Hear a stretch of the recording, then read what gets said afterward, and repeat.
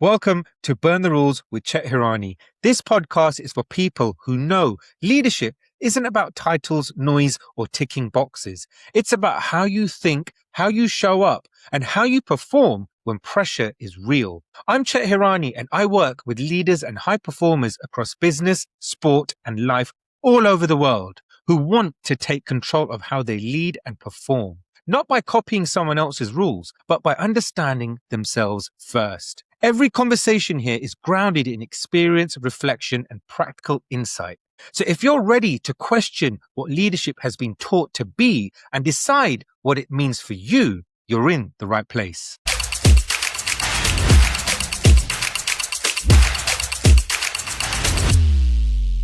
On maternity leave, still recovering from pneumonia that nearly killed her. Newborn in the next room, and they restructured her role over Zoom.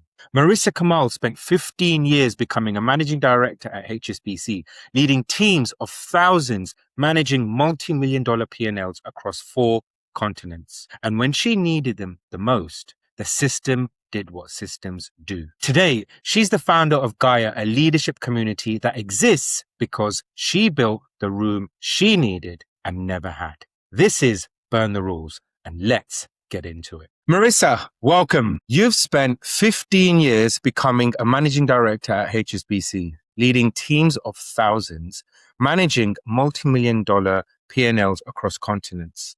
And then, while you were on maternity leave, still recovering from pneumonia, they called to have a quick chat. But I want to stop everyone here. Before we get into anything, and before we get into anything prepared for this, what's actually on your mind right now? On my mind right now, I'm actually feeling very happy because you've just kind of dredged up the past for me. And it's just made me reflect actually how fortunate I am now. So I've been through quite a journey, but now I'm looking like forwards and what is possible. And, you know, the art of that just seems never ending at the moment. It's so true. I mean, you know what? It is one of those things, isn't it? The art of it being never ending is a great feeling to have once you've gone through so many different sort of challenges, and then you start building things, and then new things start to get discovered. And it's just one of those greatest feelings, isn't it? It's like just to think, what's next?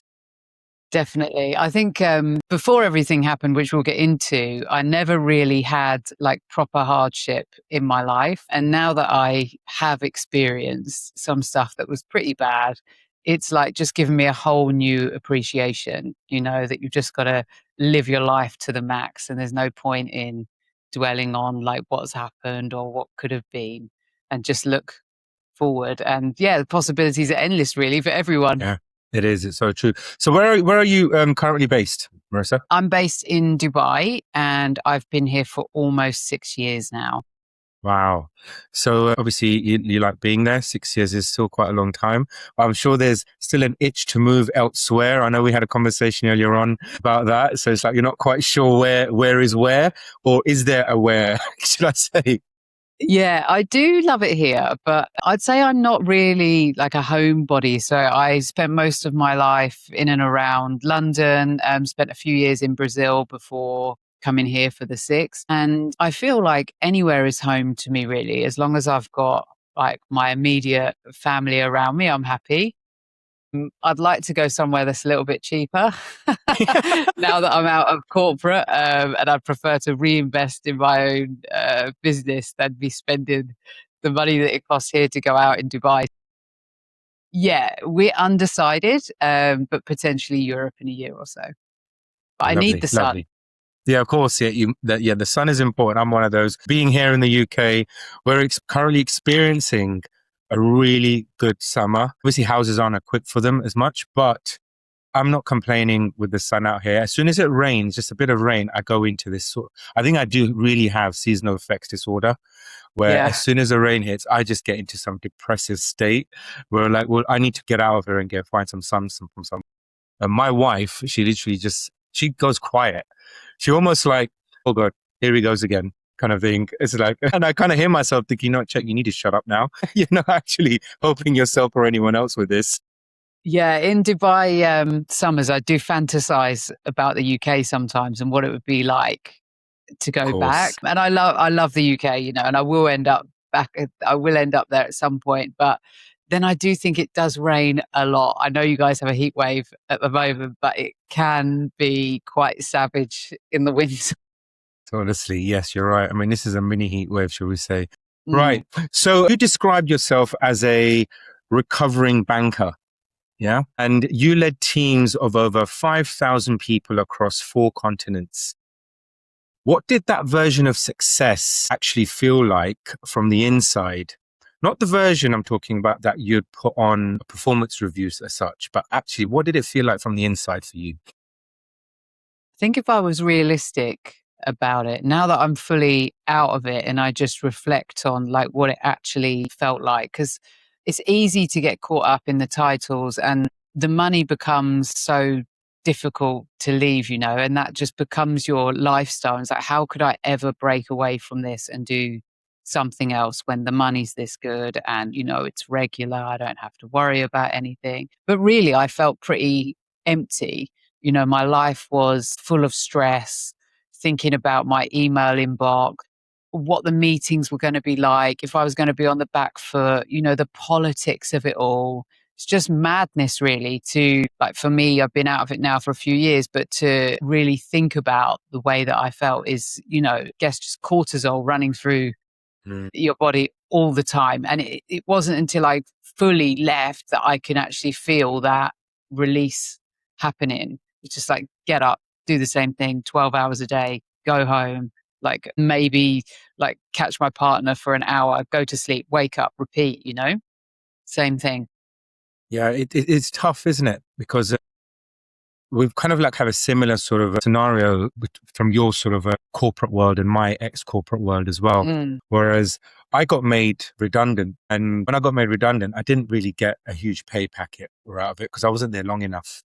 But it was probably that was the turning point, and that's when I spoke to my wife, and I spoke to her previously before that as well to say, look, I want to do something for myself. Financially, it wasn't possible.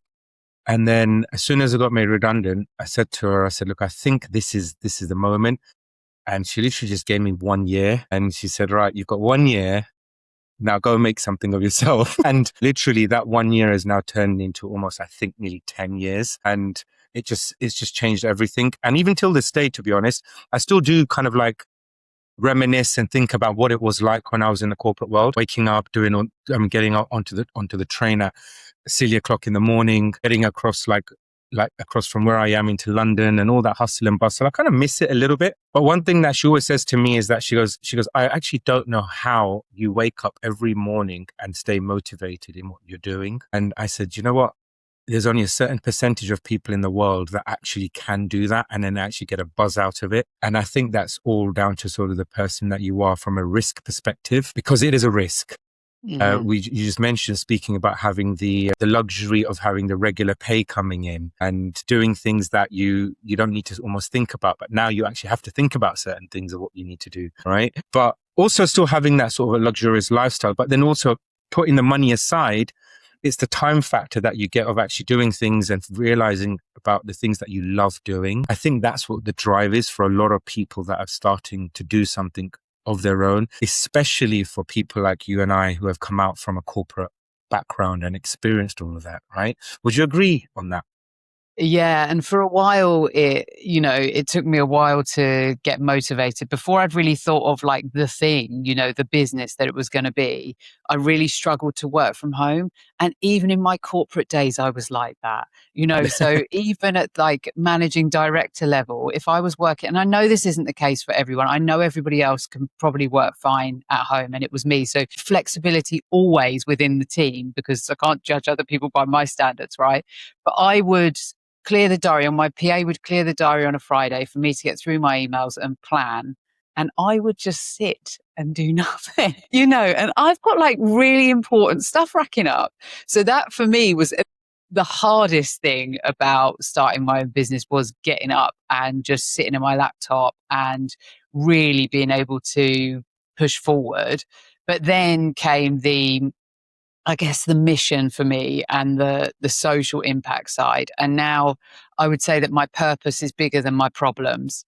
So whenever I think, oh, I can't be bothered, or I'm not in the mood, I'm tired, I'm this, I'm always like, but the purpose is not about me. It's about advancing women in leadership, and Yeah. getting more women like into these senior positions and on the world Yeah. stage. And yeah, that's what it's about. It's not about me. And that's where the real difference has come into it. But to your point, after about 6 months of seeing me do this and have all this flexibility, my husband was so jealous. He was like, I can't work in a corporate either. So he just left and set up his Wow. own business window cleaning company. I was like, we can't Yeah. both do this. There's no security anymore.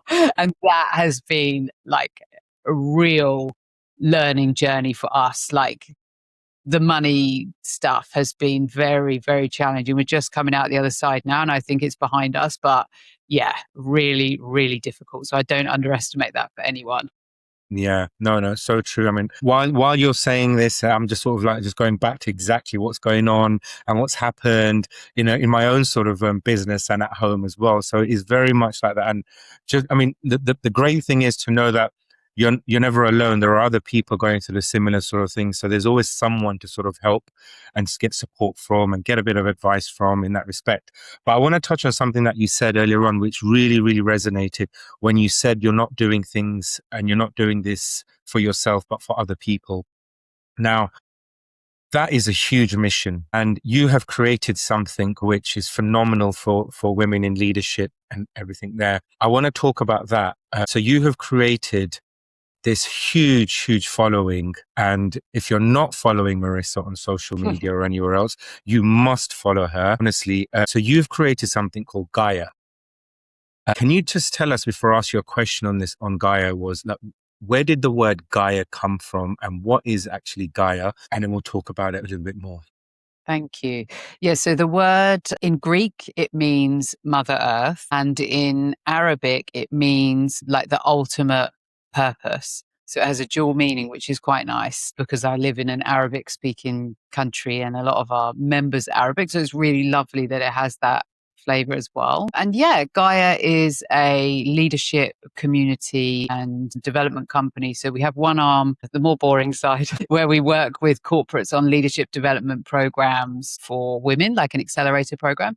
And the other side is the Gaia leadership community, which is both online and in person here in the UAE. But wherever you are, whether you're an online member or you're in person, you have that real closeness of like true community for support.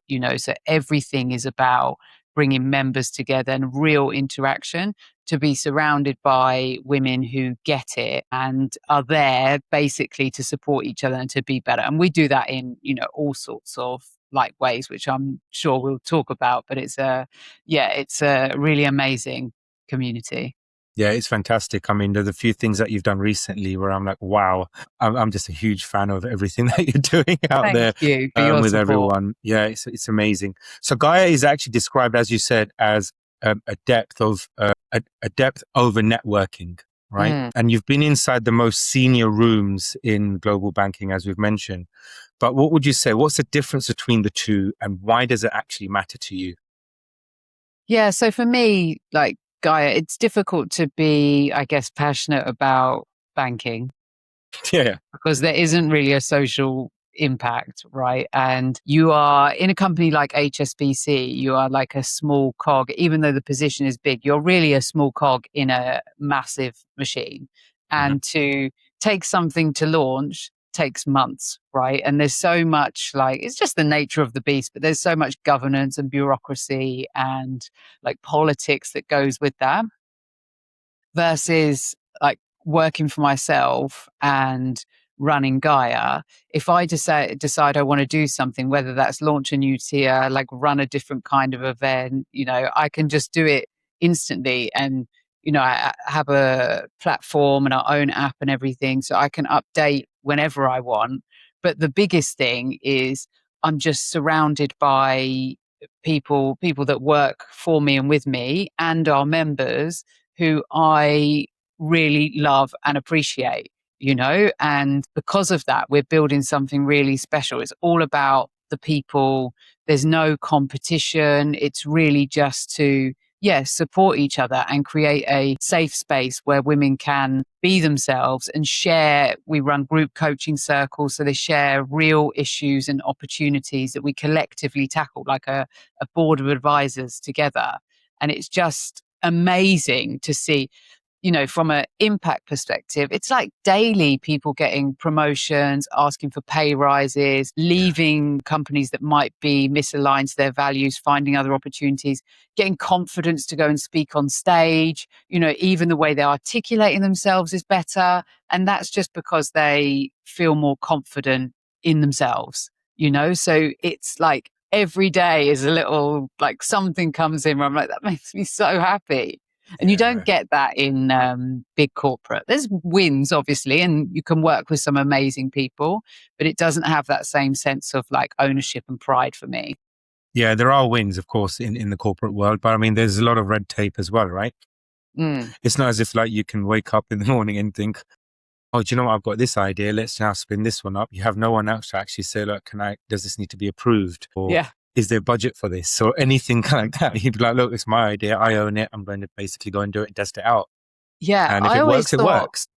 Yeah, I always thought that I wasn't actually very creative, but I feel like it just got squashed out of me over so many years of being told like no, or it's going to take longer. So by the time you take something from an idea to like what you actually finish with is completely different because it's been through so much change. Months might have passed. But I should say that although I'm out of corporate, the purpose of Gaia is we support female founders as well. We have a blend, but is really to get women into senior leadership positions within corporate and keep them there, but in a way that feels authentic and they enjoy it because they can be themselves, because that's the only way the world is going to change. If we have more women in senior positions, that will translate to the world stage. Less wars, less economic issues, less famine, less conflict. Everything that we see today on the world stage, for me, is a imbalance of like equality and like a real male ego on like overdrive right now. Yeah, 100%. You know what? I mean, this podcast better go viral based on that, right? Purely on the basis of the fact that it is so true what you just basically said, and you basically hit the nail on the head. Right. Mm-hmm. There is a huge equality issue over it. Some may argue, some may agree.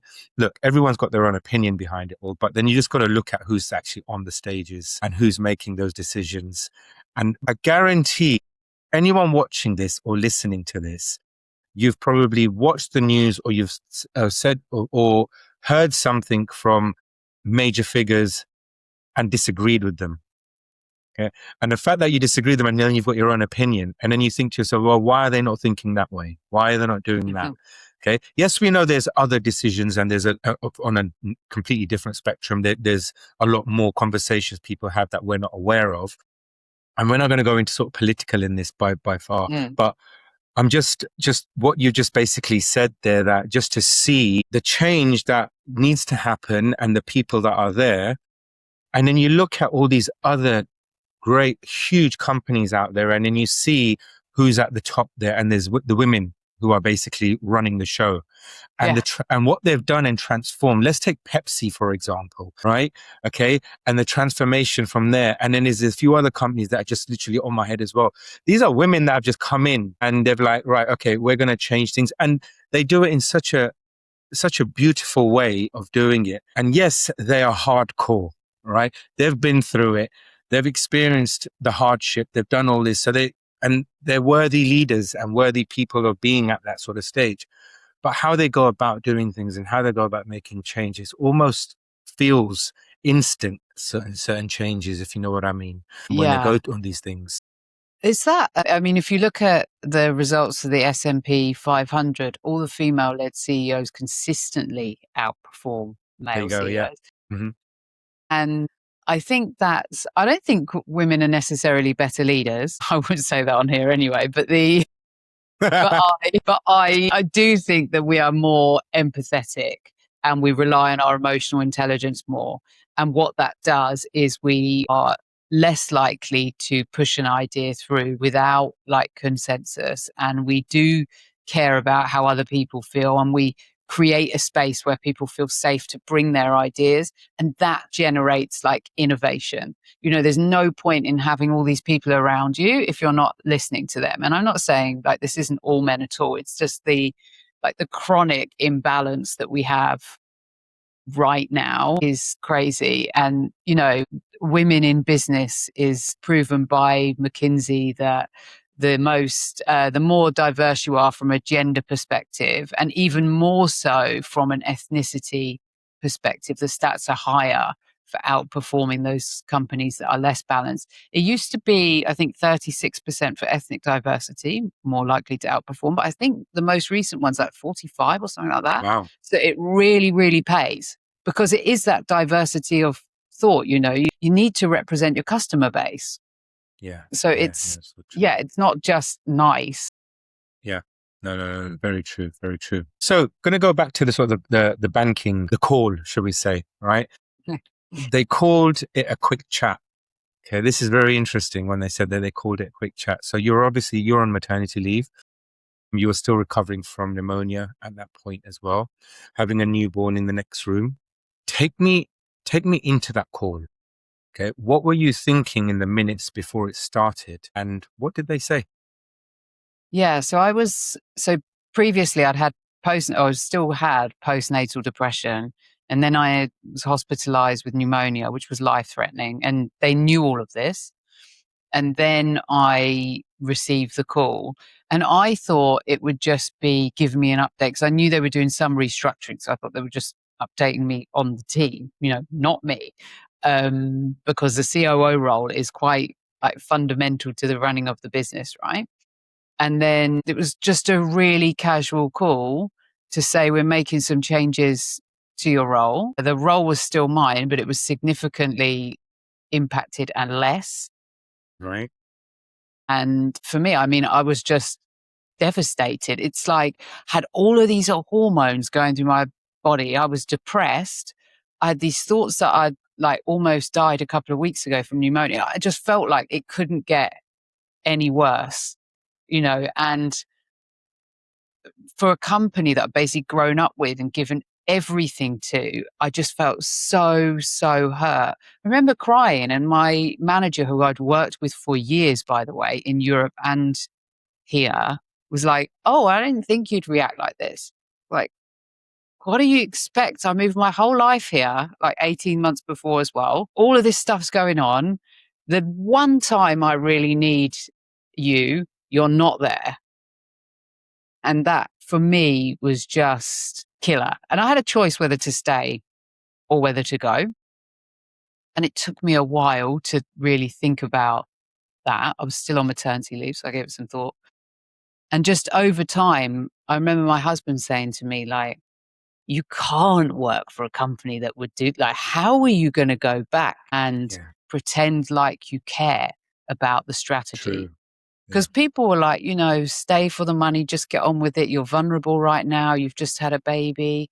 And I was like, no, I could get another job somewhere else, you know, like I didn't think I'm going to start my own business like immediately, but I was like, I would rather, I know it's better the devil you know in a certain, but for me, I'm really values led. And once something crosses that, I'm gone. I can't be involved. And so, yeah, when he said that, I was like, yeah, I can't go back, can I? You know? Yeah. And then that was that. And I feel like now it had to be that bad. It had to be the triple, you know, postnatal depression, pneumonia, the job change for me to be like, enough is enough. And I think the universe gave it to me like that because I hadn't listened before. There were Right. signs of things, opportunities that I could have left and I didn't. And I think the universe was like, nah, this is not your path. You listen now or you just get on with it for the rest of your life. Yeah. But it's interesting how you actually, how you took that and you thought of it, especially saying it's the universe telling you something. And I want to sort of touch on that a little bit as well, because we all hear about these sort of things about the universe and how things are manifested in different ways and how energy is transmitted. Now, I'm a pretty big believer of that too.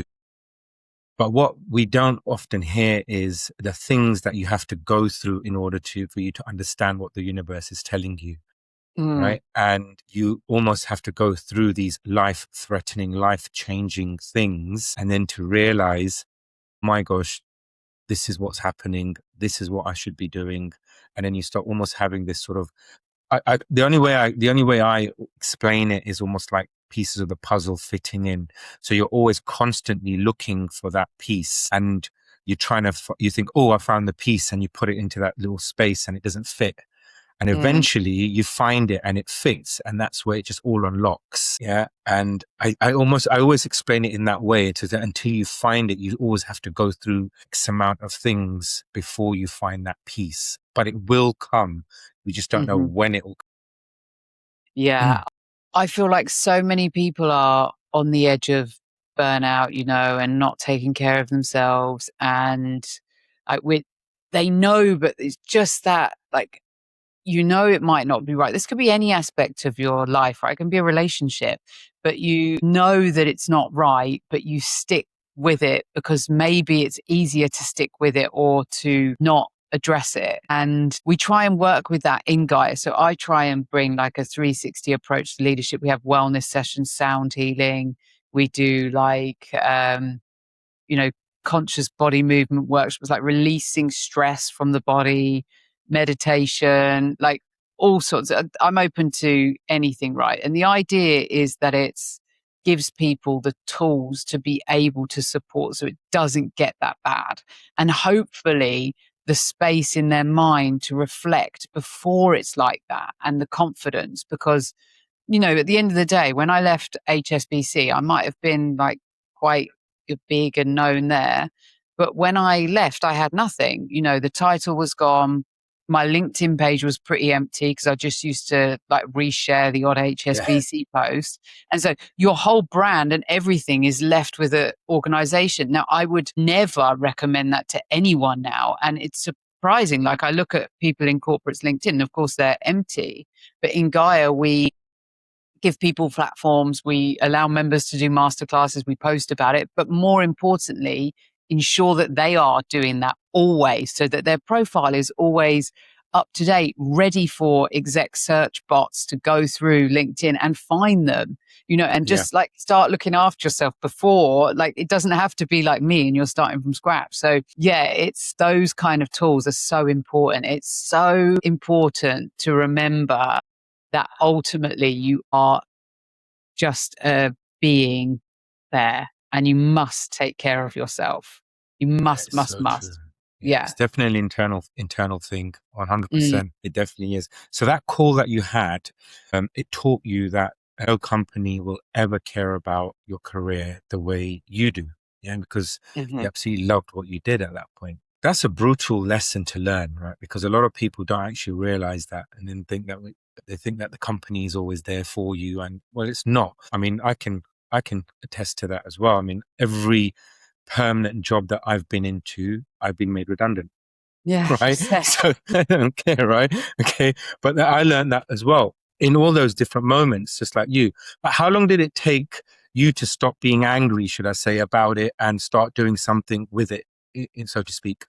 yeah. So when I left, I set up, I had an offer actually for another bank in Asia. And I was like, you know what? I'm not sure I want to go back Yeah. to corporate. And so I set up a consultancy to begin with, which I wanted it to be focused on cultural transformation, but I kept getting pulled into like finance and operational stuff. And I was like, this still isn't fun, like, I'm doing it for myself, but I'm still really in organizations.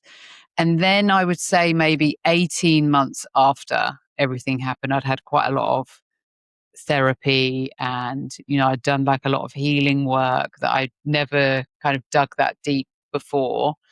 And then I started to be able to let it go, and that has taken a while. But when I set up Gaia, because it was fundamentally what caused me to set up Gaia, right? Like, I never would have thought I would leave corporate and run a women's leadership community before that, I probably wouldn't have even thought there was a need for it, honestly. Like, because I was so distracted by work and like not being able to step out that it wasn't even on my radar. And then as Gaia started to grow and grow and I started to see the impact, I then started to really look back at it, like my experience with HSBC with love, because ultimately it gave me the title as well and the background for people to respect in the community. So they know that I've been there and done it as well. And then I trained as a coach and all that stuff. So it gave me that. And I feel I just kind of, I used to think it was about the people that did it to me, if you know what I mean. But everybody, people I trusted, but everybody's just part of a system trying to get by and do their own thing. So now, whenever I think about it, I just, it sounds like a bit woo woo, but I just send love and light, and for people that like maybe feel stuck. I know they're not. But again, I just send like that in my mind, like pass on some positivity. So it took a while. I would say even it was like maybe 4 years ago now, 3.5. And really the last 6 months I've been like, that was so good. Can you imagine if none of this happened? I'd have nothing to talk about. Like Exactly. in the context of like work and the why behind Gaia, I just wouldn't have that. So, and just understanding the hardship that people go through. I mean, I know people go through a lot more than I did, but just having more relativity to that has just been incredible, really, for my story and the journey. So, yeah. Yeah, no, that's fantastic. And you clearly have burnt a few rules along the way as well, should I say. And one in particular, you burn the rules of rehearsing, especially like for before meetings. You'd pre-plan your voice, lower it, to slow it down, but almost make it sound more like a leader, right? And then you said you'd replay difficult conversation in the car. But how long were you doing that before you realized that you were actually doing to yourself what you were actually doing to yourself? I did it the whole time in corporate. If I had Really? difficult meetings or conversations come up, sometimes I would, which I do think this is helpful whilst you're like more junior as well. I'm not saying just Yeah, don't practice because there is of part of course. that.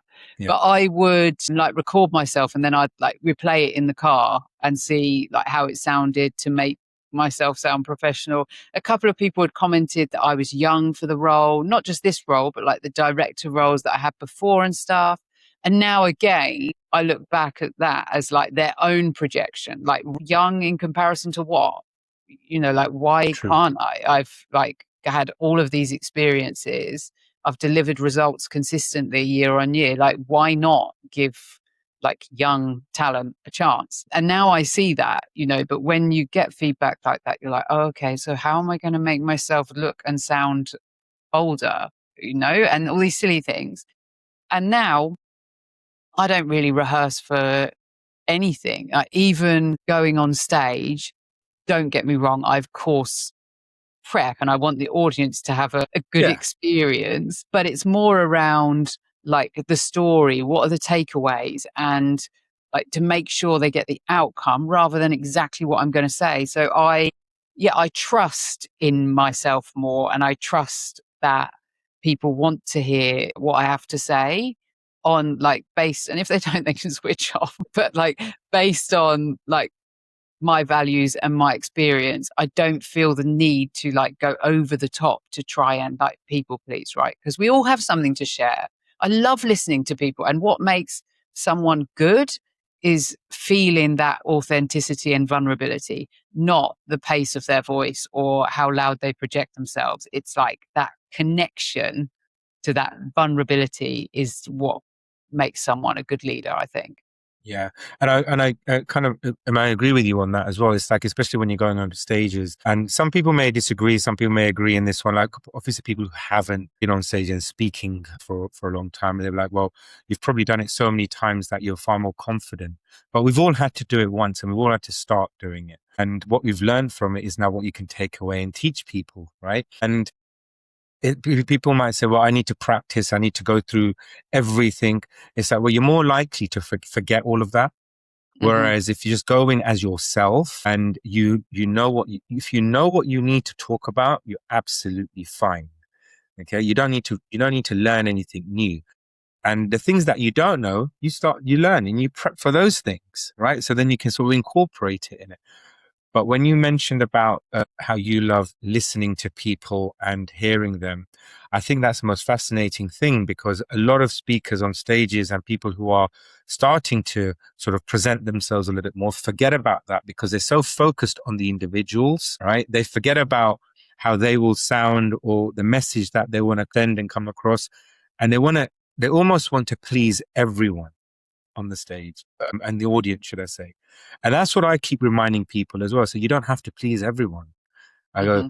please yourself first. Yeah.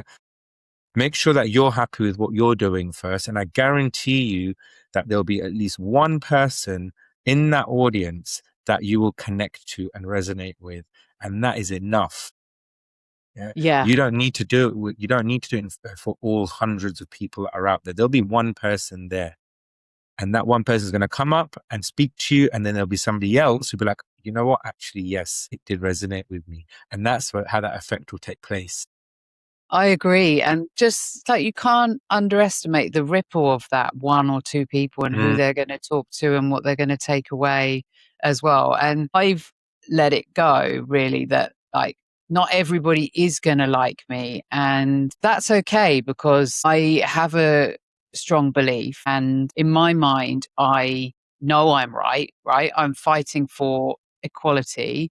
And the people that disagree, they disagree. But it's better to be divisive on some things than try and please everybody. You know, I watch speakers that I disagree with. I'm quite political and I'm quite politically charged actually. It's a bit annoying sometimes. You know, sometimes when I want to just let things go. But yeah. I actually really like listening to people on the other side because it fascinates me and it's different. You know, so I always think you might not be to everybody's taste, but are they going to find it interesting? Are they going to take something away? Is it True. maybe even going to like challenge their perspective and point of view? But yeah, it's fascinating. But I think just being comfortable in yourself and being comfortable with what that might look like is the most important thing, and definitely something that I've had to learn post corporate. Yeah. That is so true. Which then leads me on to this question here. You said the moment you stopped trying to sound like a leader, you became one. Now, I find that such a great. I want to ask that and hear from you, because I think a lot of people want to understand and know what that actually means, because people are always continuously thriving to be a great leader. Yeah. And when my personal opinion is you can only be a leader if you start leading yourself first. Right. Hmm.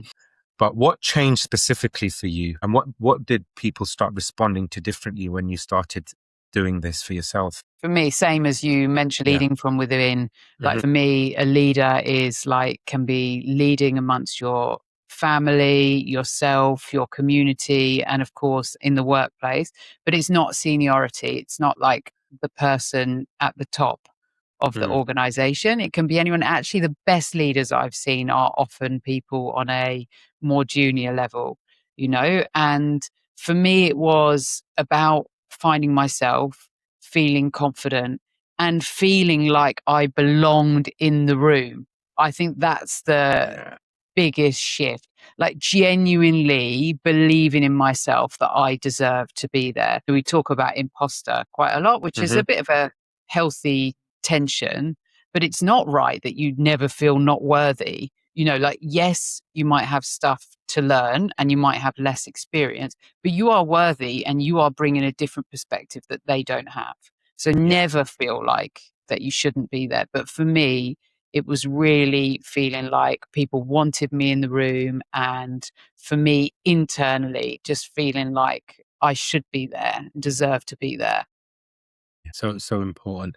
And I think that's a great message to send to people as well, because they kind of they forget about the whole investment in yourself. And you don't have to spend vast amount of money to invest in yourself. You can do things. There is a lot of resources out there to do it, to start, should I say. But then when you get to a specific point where you think you need to take it to the next level, then yes, you do need to. Obviously, there are things that you would invest in yourself and pay for to help you, but that you can always start building that foundation for yourself too. But one thing I want to sort of stress as well, and I've done the same thing myself, is the fact that thinking that I've read enough self-help books, I've done this all on my own, and that's it. Yeah. Right. And it's like, well, no, it's not it. And I learned the hard way. It's like, you know what? Because I didn't know what else to do after that. And until somebody else reached out and said to me, well, you might need to start investing in yourself by getting yourself a coach or going to a therapist or doing something like, or doing sound healing, for example. We've done a few of those, which is amazing, by the way. But those sort of things, I just want people to remember that, it's that you can build that foundation. But in order for you to then take it further, that extra step, which then changes a lot of things when you start really investing in yourself with the help of others. Such an important thing to remember. So I call what you've gone through almost like a triple hit. Yeah. And I want to sort of go through it again and ask you slightly something different here. So obviously we've talked about the fact that you had postnatal depression, near fatal pneumonia, and your role restructured while you were on maternity leave. All this, all at the same time. Yeah, hence why I'm calling it the triple hit. But most people would have gone back to the safety of employment. Yeah, they would have done that. And we kind of touched on it a little bit, but I want to ask you this because they go back to the safety of employment because they feel like the regular paycheck is coming in, right? And everything's all stable for them. But you went completely the other way, right? But what made you capable of that when you were at the most depleted state there? There's two things, I think. There's the first, which I feel like it's a bit innate in me. So my family are all entrepreneurs and nobody has been to university except for me. So I was the only one that like went down the academic route. It's like really unusual, even since I've left. So I have a small family, by the way. It's not like there's 50 cousins, there's like a couple. Not like mine, basically. Yeah. So I always grew up with that belief. You know, my dad and my brother both have like their own businesses. And I always grew up with that belief. And my dad's always like, you know, it's not hard to work for yourself. All you got to do is buy something for £1 and sell it for 2. And you just have to find enough people who are going to buy it from you. And I've always felt like that. And one of the reasons I stayed in corporate was just because, you know, I got to live across the world and had different jobs, different experiences. I was always traveling. So it kept me excited. But there have been a few moments in my career before where I tried to step away and then got offered like a bigger role and stayed. And so I feel like it's in me. I wouldn't say it was a surprise to like my family when I was like, I'm not going back. And the other thing, I just felt so hurt. I was like, I can't feel like this again. Like, I cannot feel like this again. And I wasn't ready to go back to corporate either. I wasn't ready to just, you know, I had this job in Asia to just walk into another company. I just felt like I needed to do some work. And by the time I'd finished doing the work on myself, I was like, nah, I'm done. No, that's true. I mean, the thing is, it's great to have that. Like you said, like your upbringing, you had a fairly deep, good upbringing as well.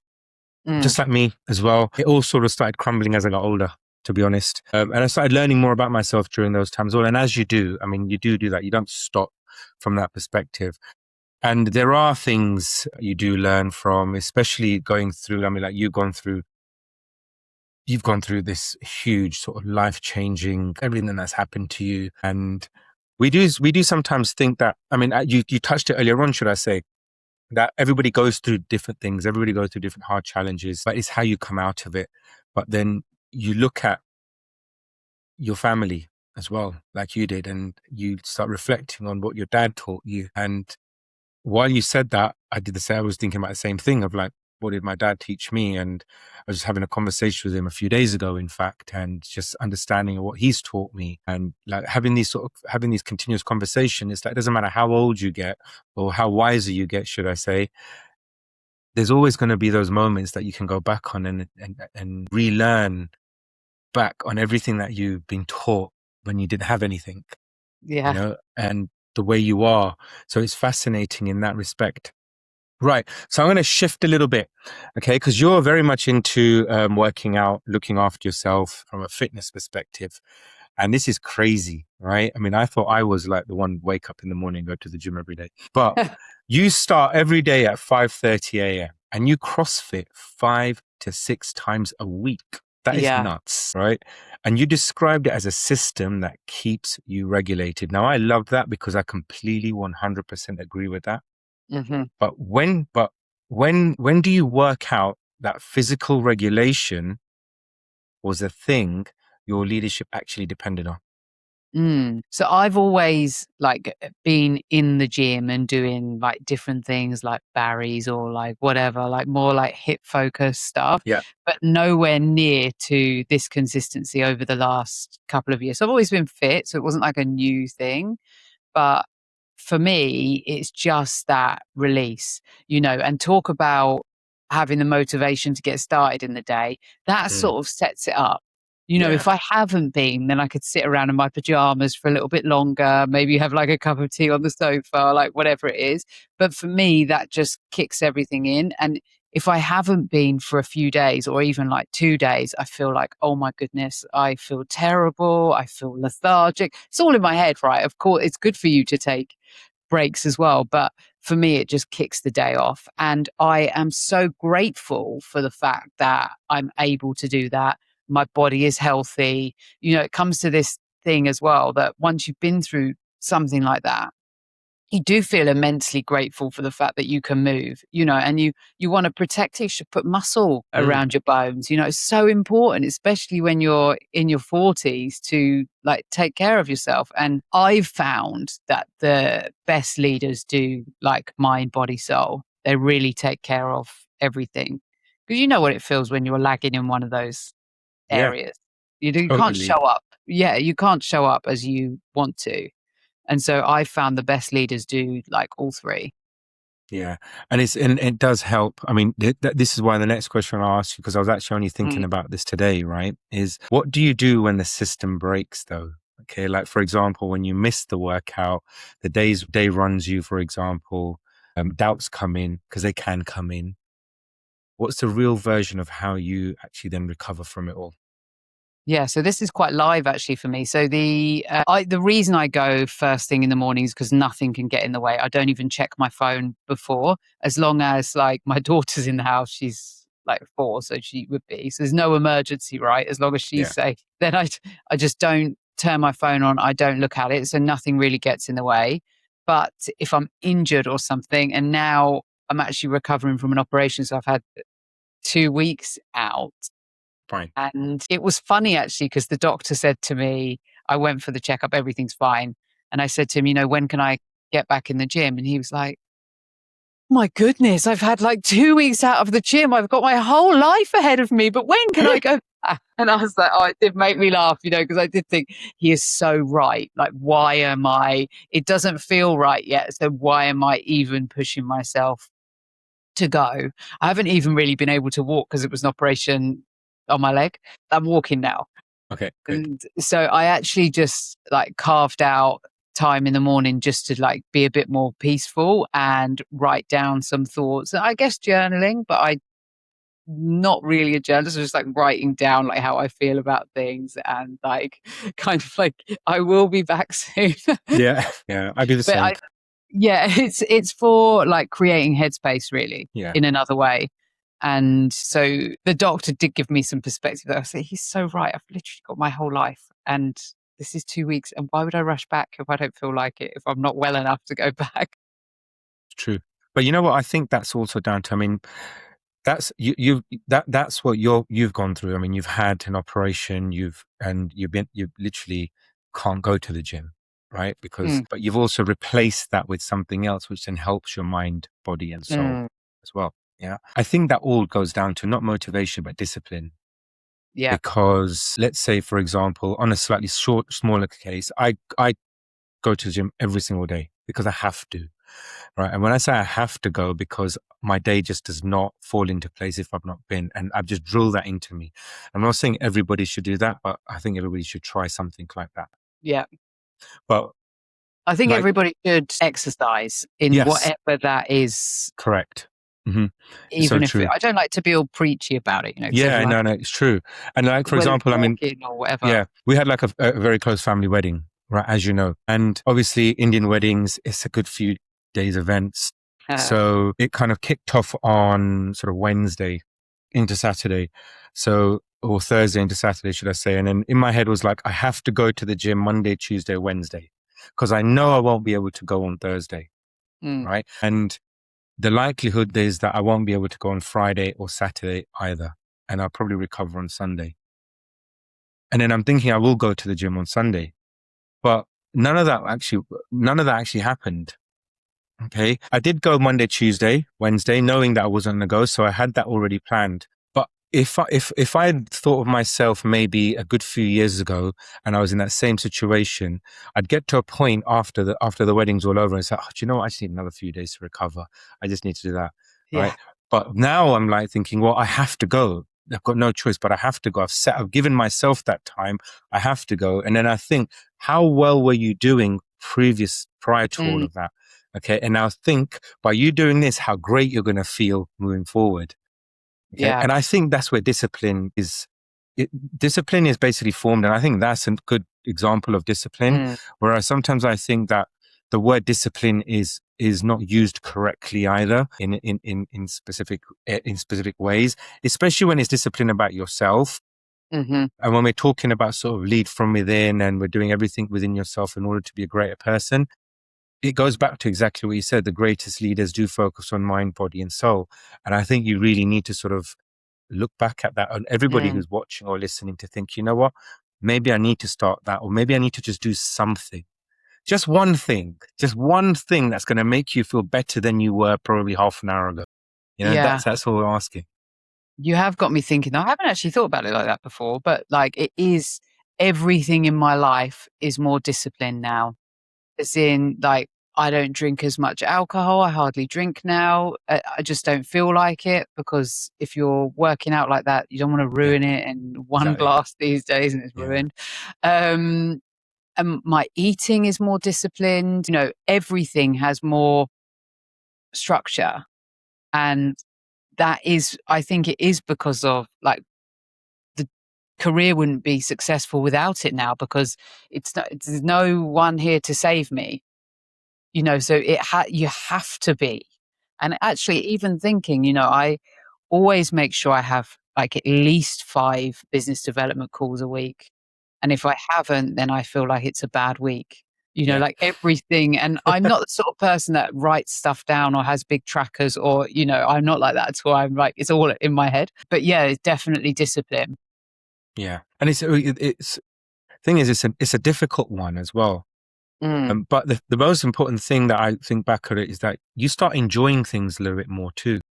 hmm Like, for example, you said your eating habits have changed. Yes, you can sort of have this so-called cheat meal or whatever it is, right? But even when you're sort of focusing what you're eating and you're taking smaller portions or whatever, doing yourself, you actually enjoy it and you feel good about yourself too. And then there's all these small things where you think, you know what, if I'd just had that extra bit, I would have really felt like shit, right? Honestly. Yeah. And it's like, Yeah.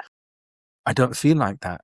And then you The feel sort of happier. thing, yeah, what I would have done before is come back from a wedding like you've been on, like, for 3 days, and then just thought, "Well, we might as well get a takeaway tonight because it's already been Exactly. the last 3." I don't really do that anymore. I'd Mm, be like, "Okay, so what's in the fridge? We should eat what's here." And, where I'd be like all in.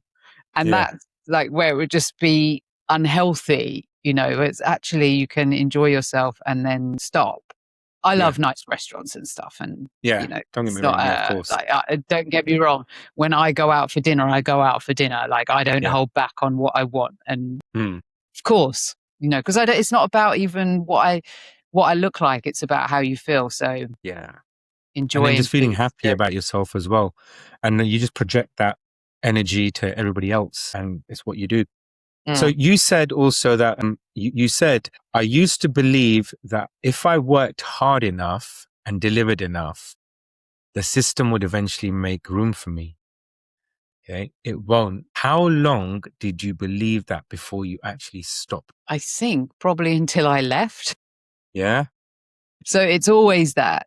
work hard, do more, take on more, become the Yeah. go-to, and it did serve me because I managed to get to those positions, but it didn't save me.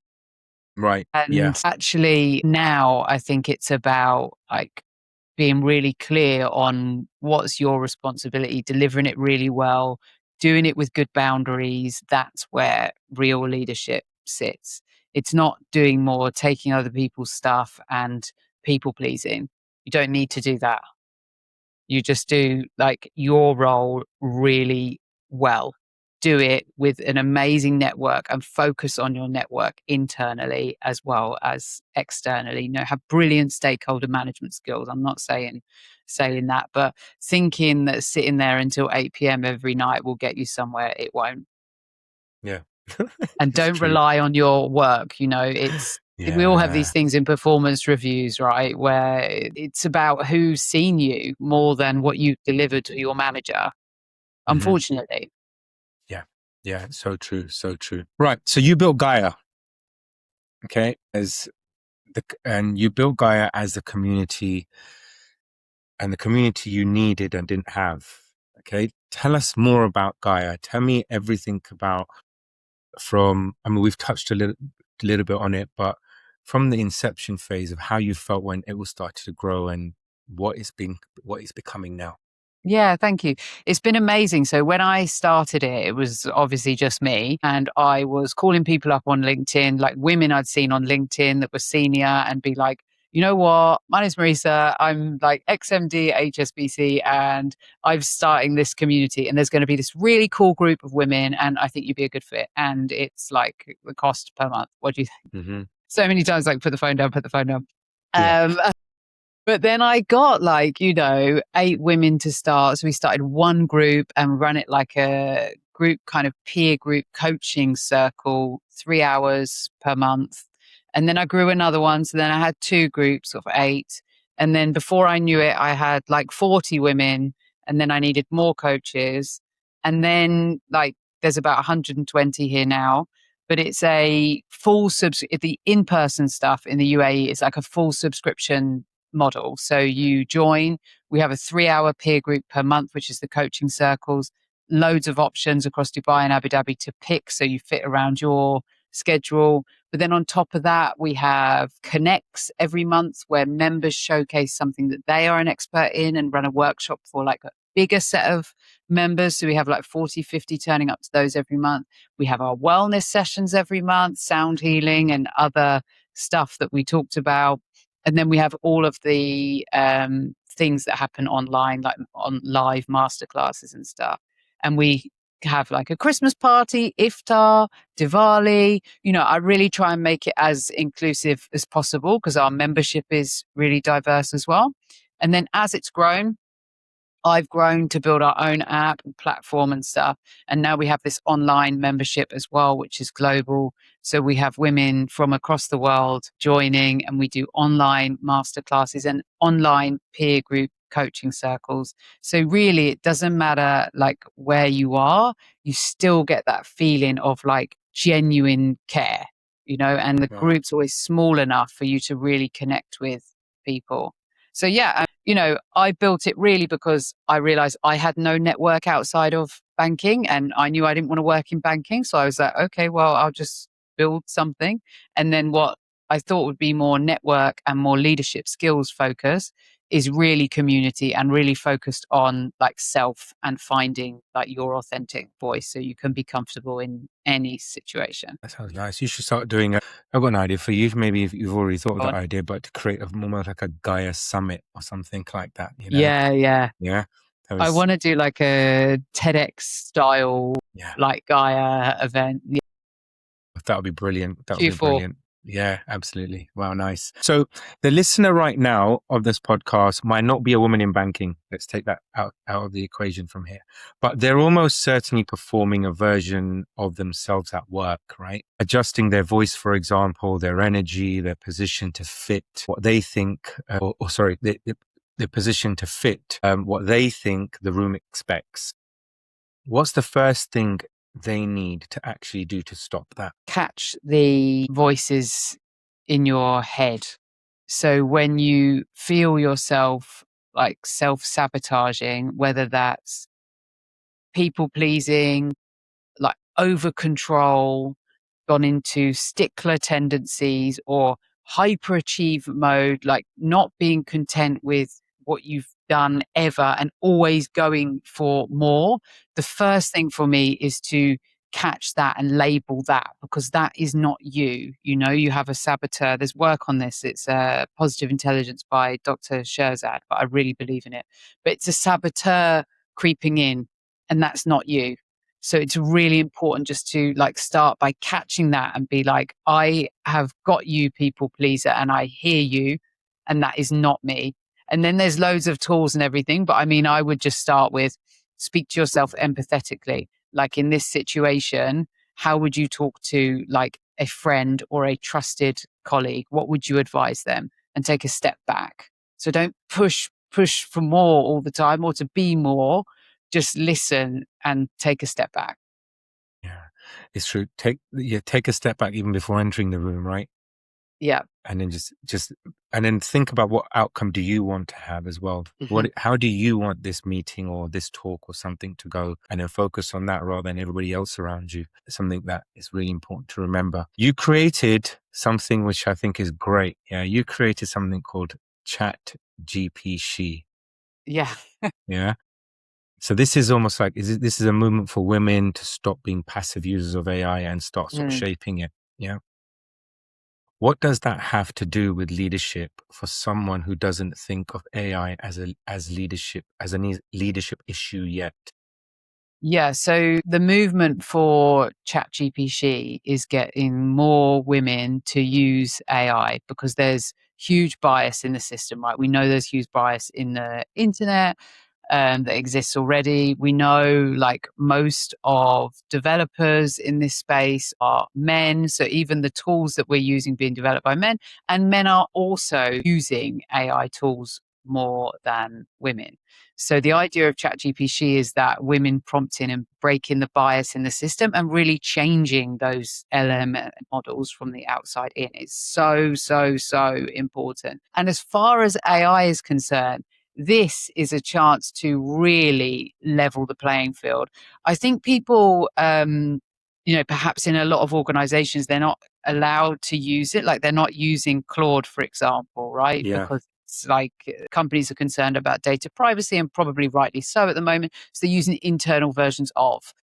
Externally, you can just do so much. Like if you wanted to, like for me, Claude does absolutely everything, every single admin task. It responds to all my LinkedIn messages. It drafts all my emails and leaves them. Like it is unbelievable. Develops every single presentation that needs to be done from a short prompt. I've put the work in so it understands me. Yeah. But it is crazy. So it's a real leveler for small businesses and women. It's a chance for us to use it and get ahead in whatever that. So we recently ran a 3-part Claude workshop. We've got another AI workshop on building your own agent as well. Like for me, it's getting women to use it is the real game changer. Big, big advantage. It is. I mean, yeah. Everybody should use it, but like don't miss out. Yeah. I think everyone's just going to be falling behind if they don't actually do anything about it and then start sort of complaining and regretting, I should have done it. It's here. It's still relatively in an infancy stage, and it's just developing at a rapid stage, should we say as well. But get on the bandwagon, as they say, right? Yeah. I put a poll out on the Gaia site and said, if you haven't signed up to our AI events, what's the reason? Like, and one was, dates not aligned. The second was, it's just not for me. And the third was something else. And for the people that put it's not for me, I felt like I called them all separately. I was like, look, this, like, it's not for me is not an option. Like disengage or fall behind. You're crazy. Yeah. And then everyone signed up. It's so important. It's such an easy way to improve, Of course it is. Yeah, it's true. And especially when you've got the Gaia community like that offering these sort of services out there as well. You're not on your own doing it either. You're going to have people You're They're going to be making it doing things easy for you. together. Yeah, of course. Yeah, that's amazing. So what's the question you now ask yourself that you never used to and that you think every leader should be sitting with? I think just, am I doing the right thing? Yeah, that's powerful. Oh, yeah. So much of ourselves gets lost every day and we go along with things that we shouldn't let slip or, and I ask that. I used to sit in conversations sometimes and let things slide, silly things that people might say. And there's a place for that. I'm not saying I need to be like really aggressive in every situation, but now I don't. I like call things out immediately if it doesn't sit right. And if clients aren't right or members aren't right, then I never think someone's not right. Maybe like it's not the right time for them. Then I'm very straightforward. Very powerful. Very powerful. Right. So we're almost done. Going to do the last bit, okay, of this podcast, and it's called 10 and Done. Yeah. Okay. So it's going to be 10 questions, very quick answers. This is basically a quick fire round, okay? And you're allowed one pass, but preferably no passes, okay? All right. So are you ready? I'm ready. Yeah, good. All right. Number one, first 30 minutes of your day, what actually happens? Jump out of bed because I've left it last minute, brush my teeth, gym kit's ready to go, and out the door. Most overrated word in leadership right now? Resilience. I've had a lot of those. Yeah. It's like, okay, why don't everyone has to get more resilient when we should actually just change the system, change the culture, It's true. A rule everyone follows that you think is wrong. Work hard. Best investment you've made in yourself. Time. A book that changed how you think. It's one title. Book that changed how I think. The White Wall. What do Forgotten you the never author. Yeah, that's all right. Just the title's good enough. White Wall. What do you never compromise on? Values. Yeah. Biggest myth in your field. Biggest myth in my field. You can do it all.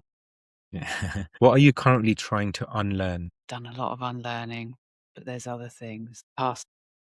Okay. One word your toughest critic would use about you. Emotional.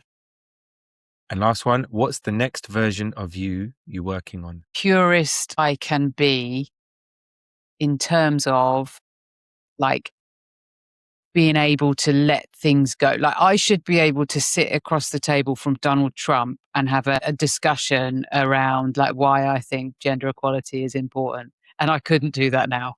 I couldn't, I'm not at peace with myself enough. Like it's, and I want to change people's minds and I wouldn't be able to do that in a particularly stable way. Yeah. Kind of get that vibe. Yeah. Still working on it. So like, I don't know, like the most peaceful version of myself. I don't know what it is, but like there needs to be a bit more work, I think, to unlock that. I love that. I love that. Right. So Gaia, tell people who it is actually for. And because obviously I want the right people for you listening and know it exists. And where do they basically come and connect to actually be part of Gaia and be part of your network overall? Amazing. Thank you. So you can find us on www.gaiarises.com. You can also follow me on LinkedIn, Marisa Kamall, and you can connect with me there and just shoot me a message.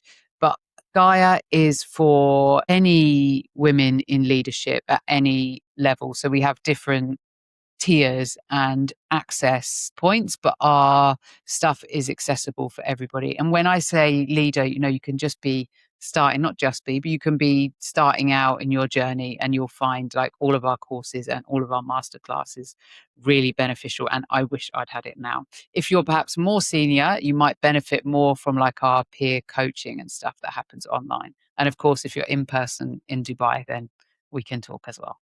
Yep. And I'll make sure I put all those links on the show notes on the podcast as well. So everyone has access to that. And make sure you do connect, read up about Gaia, connect with Marisa as well on Instagram, LinkedIn, and just follow everything there as well. So last thing, what's the one thing you want someone to walk away from this conversation and do differently? And not just think about, but actually do. Speak up There you for go. yourself. Yeah. Yeah. There you go. That's Take care of fantastic. yourself. Yeah, speak up and take care of yourself. So remember that. Speak up and take care of yourself. And that's where we end this podcast. I've had a fantastic time with you, Marisa. It's been a pleasure having you here. I hope you enjoyed it.